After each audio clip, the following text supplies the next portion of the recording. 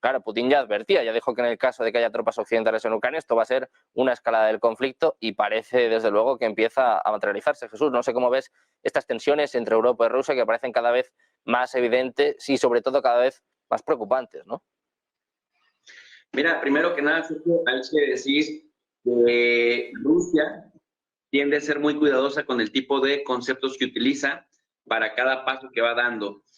Históricamente, en estos 2 años, desde febrero del año 2022 hasta febrero del año 2024, se habían estado refiriendo a lo que sucede en Ucrania como la operación militar especial. Ahora ya dicen que están en estado de guerra y no es casual que en la medida que dicen hemos pasado el estado de guerra, Sergei Shoigu, el ministro de la Defensa de Rusia, ha anunciado 2 ejércitos con decenas de brigadas y también con otras divisiones que nos da a entender que una de dos, o Rusia está pensando en acabar ya rápido el tema de Ucrania y por eso ha empezado a meter el acelerador, eso por un lado, o por otro lado se está preparando para la OTAN, para una especie de guerra convencional con la OTAN, y en un tercer escenario, incluso, si me lo permites, está mandando un mensaje disuasivo porque en Europa, irresponsablemente, han estado elevando el tono de voz. Hemos visto a no solamente Macron jugándole al señor de la guerra, Francia ya tiene unos meses también declarándose en economía de guerra, es decir, todo al servicio de la producción bélica. Kaja Kallas incluso mandó el mensaje desde los países bálticos que han actuado casi al unísono, como si los 3 países bálticos, Estonia, Letonia y Lituania, fueran uno solo, de una forma muy beligerante en contra de Rusia y diciendo que Kaja Kallas que no le tuvieran miedo a las armas tácticas nucleares, que no le tuvieran miedo a la disuasión nuclear de Rusia, que Putin estaba perdido porque tenía miedo. Imagínate, o sea, un país báltico diciendo que Rusia tenía miedo y que era momento de pensar en una guerra convencional a gran escala, porque ahí la OTAN podría derrotar a Rusia, cosa que no estoy muy seguro que suceda, porque en Ucrania sí que han estado aventando toda la carne al asador, decimos en México, y han tenido resultados desastrosos. Lo único positivo, digamos, ha sido que no han puesto vidas, oficialmente hablando, no han puesto vidas ni de países de la OTAN y tampoco de la Unión Europea, que cada vez se parecen más, cada vez se dibujan más las fronteras. Cuando uno escucha hablar a Charles Michel del Consejo Europeo, o cuando escuchan hablar a Ursula von der Leyen, la presidenta de la Comisión Europea, o al mismo Josep Borrell, el jefe de la poca diplomacia europea, así le denomino, pareciera que fueran voceros de la OTAN y no de una integración regional que buscaba mejorar la vida de las clases medias en Europa a partir justamente de la integración aduanera, comercial, económica e incluso migratoria. Sin embargo, vemos que lejos de que se hable de la posibilidad de crear mecanismos de paz, cada vez se escucha la idea de que se tienen que elevar presupuestos militares, que se tiene que mandar más ayuda. Mira, hoy mismo escuchaba a Pedro Sánchez, el presidente del gobierno español, hablar más en el sentido de seguir enviando más ayuda a Ucrania, cuando en su frontera sur Marruecos les está comiendo el pastel paulatina y progresivamente. Entonces, a veces hasta parece surrealista, a veces parece que estuvieras escuchando discursos de estos programas de parodia, pero cuando te das cuenta que sí son ellos, no lo puedes creer. Hay mucha irracionalidad ahí, Sergio. De Dmitry Peskov, donde por primera vez habla de un estado de guerra. Más o menos ya lo habéis comentado un poco todos por encima, pero si os parece quiero que ahondemos un poquito más en este tema. ¿Qué significa de cara al conflicto? No sé si es un paso más, si es ya reconocer pues, que hay una escalada. Además, no solo decía que está en estado de guerra en Ucrania, sino que también ha jugado un papel fundamental precisamente el papel de Occidente. No sé cómo puede afectar esto al conflicto, Jesús. Sí, no, definitivamente es una escalada que intenta disuadir a la OTAN y el apoyo que en lo particular y en lo individual también algunos países le han estado brindando a Ucrania en detrimento, digamos, de Rusia, al acrecentar las fuerzas, las divisiones, las brigadas, las tácticas, las estrategias y también al meter el acelerador en la beligerancia de los ataques. Es decir, por ejemplo, esto que sucedió en Kiev hace un par de días, esto que ocurre ahora de dejar sin luz a Kharkov, de disparar contra infraestructura eléctrica estratégica, también de cortar las cadenas de provisionamiento, es decir, todo lo que, o buena parte de las armas que Europa está mandando, esas rutas, esas vías, también están siendo bombardeados, esos depósitos en donde hay armas que todavía no se han utilizado, que han durado, no sé, 6, 7, 8 meses en llegar, y de pronto llegan y ni tienen 20 minutos de haber llegado o de decir ya están listas para ser utilizadas y las acaban de destruir. Y la otra, el avanzar, decía Vladimir Putin recientemente, sobre la posibilidad y la factibilidad de crear un cinturón de seguridad entre Kiev y las provincias, los oblasts que Rusia ya se ha anexado, decía, para la protección de la población de esto. Entonces, esto significa que quizás Rusia no solamente se vaya a conformar con lo que ya tiene, con el 100% de lo que necesita conseguir, porque recordemos que los 4 oblasts todavía no se controlan al 100%. Entonces, da la impresión de que iría primero para controlar ese 100% y quizás un poco más allá, como es el caso de Kupiansk y el caso de Kharkov en el norte, y yo sigo viendo en mis evaluaciones, en mis pronósticos, que también sería Mykolaiv y Odessa muy importante para la estrategia rusa, porque primero se corta el suministro de apoyo para Ucrania que entra por el Mar Negro, se corta también el flujo de dinero que entra para Ucrania, que entra por ese puerto tan importante de Odessa, y Odessa es una ciudad, por eso también Emmanuel Macron, volviendo al señor de la guerra, fake, decía que mandaría unos muchachos ahí a Odessa, porque Odessa es bastante importante, debido a que también por ahí viene gran parte del grano ucraniano que no va a parar a puertos africanos ni a puertos asiáticos, va a parar a puertos europeos, particularmente a la anglósfera. Y luego, por otro lado, tendría Rusia la posibilidad estratégica, si lo leemos entre líneas, de conectarse hasta desde Gerson, prácticamente, y Zaporille, hasta Transnistria, utilizando Mykolaiv y también Odessa como zonas pivote. En la geopolítica, la zona pivote es la que te permite tener un alcance mayor a partir de que la ocupas, ¿no? El rebote. En ese sentido, me parece que al aumentar la intensidad de los ataques, pero además para anular, porque no son ataques indiscriminados, es ataques estratégicos que le permiten racionar, por un lado, su propia artillería, y por otro lado, si ya de por sí en Ucrania abiertamente, es lo que Zelensky dice cada que sale de encuentros con Lindsey Graham, con Lloyd Austin y con otros personajes de la OTAN, que siempre están racionando su artillería, dice Zelensky, porque mientras los rusos disparan cinco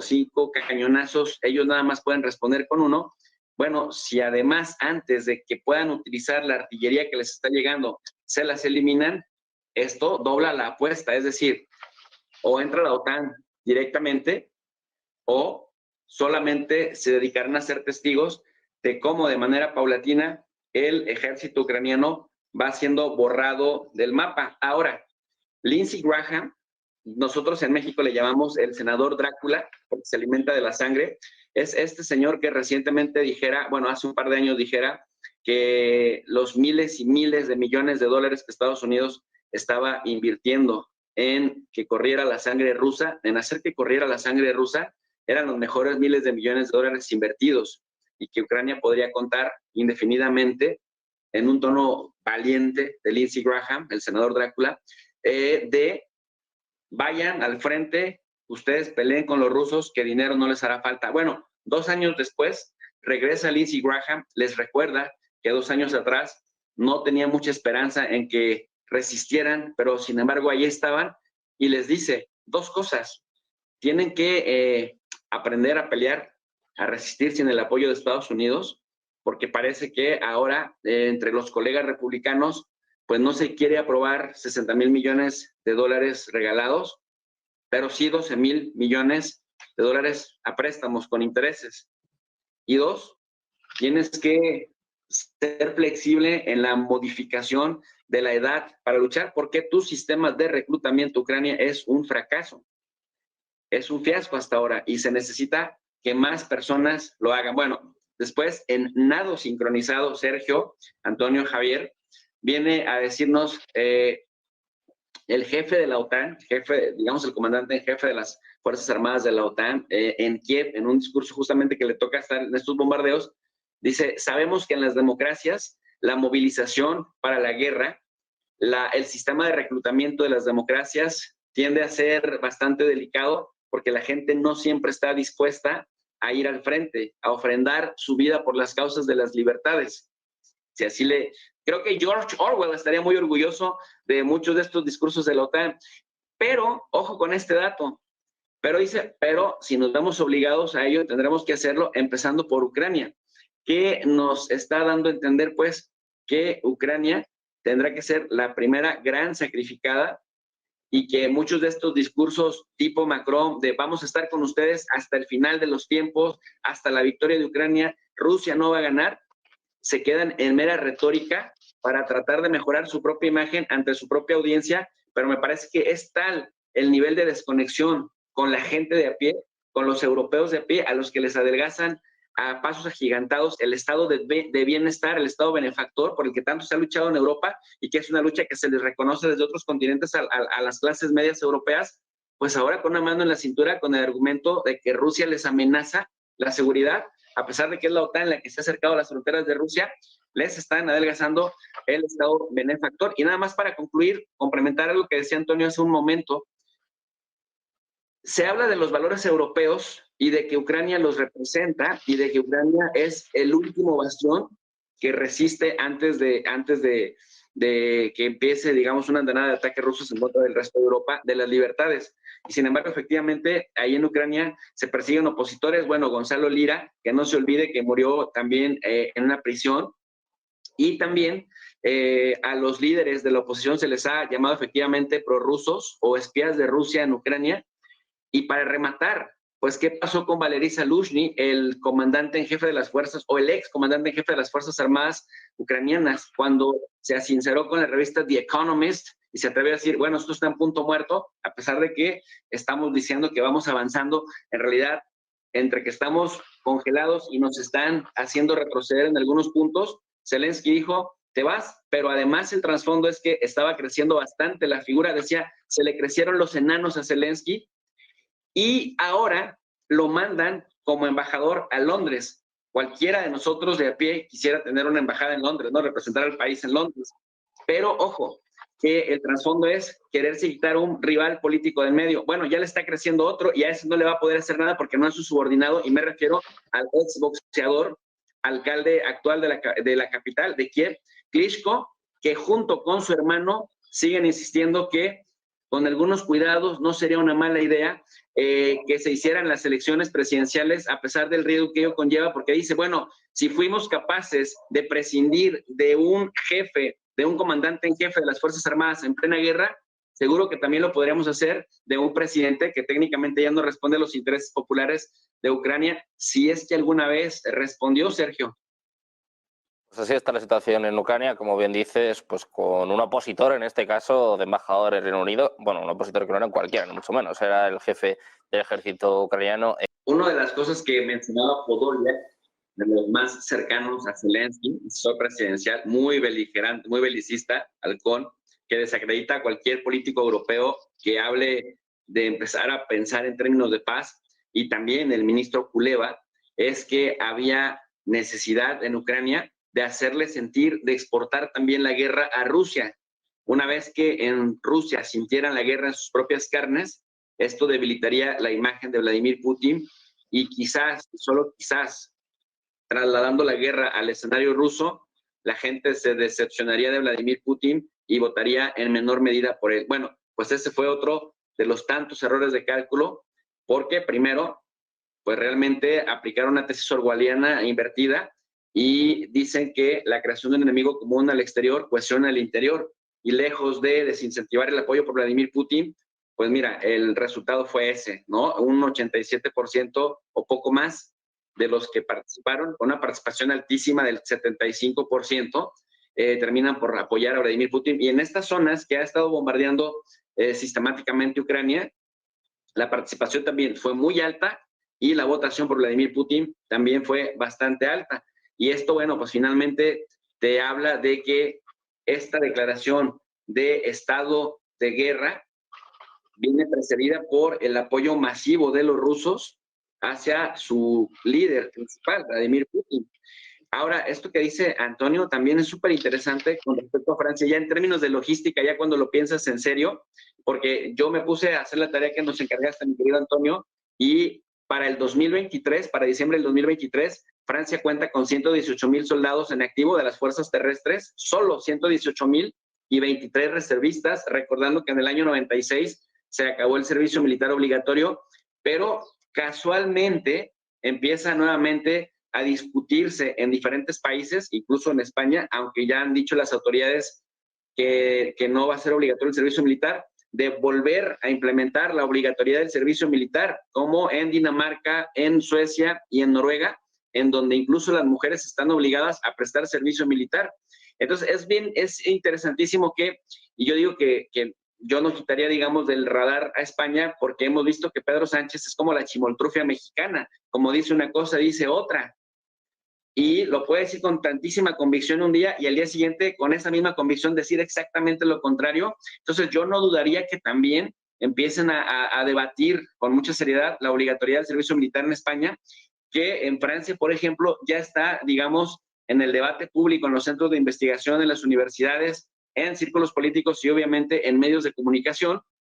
porque dicen que frenar ahora a Rusia es inminente, ahora que pues prácticamente Vladimir Putin concentra todo el poder y que han gastado una cantidad importante en legitimar, decían ellos desde medios importantes en Occidente, la farsa electoral. Pero los rusos no lo perciben así. Los rusos perciben a Vladimir Putin en dos sentidos, al interior como el único capaz de cuestionar esa multiculturalidad y esa enorme diversidad multinacional de esos 11 usos horarios que tienen, y desde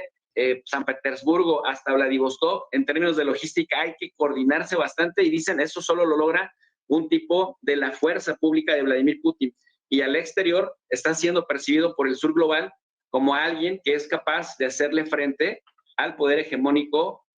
injusto y contradictorio en muchas ocasiones del occidente colectivo, de tal suerte pues que la legitimidad de este señor, de Vladimir Putin, no solamente se basa en lo que se percibe desde adentro, sino también en cómo África, en países en África, en América Latina y en Asia no siguieron la tendencia eurocéntrica, y eso también le ha ayudado de alguna manera a resistir a Vladimir Putin. Esto que parece que ahora va en contraofensiva y que si en 2023, en el verano pasado, hablábamos de una contraofensiva ucraniana, pues ahora parece que 2024 será la contraofensiva rusa, sí directamente en el escenario ucraniano, pero también en términos de disuasión hacia el resto del bloque occidental.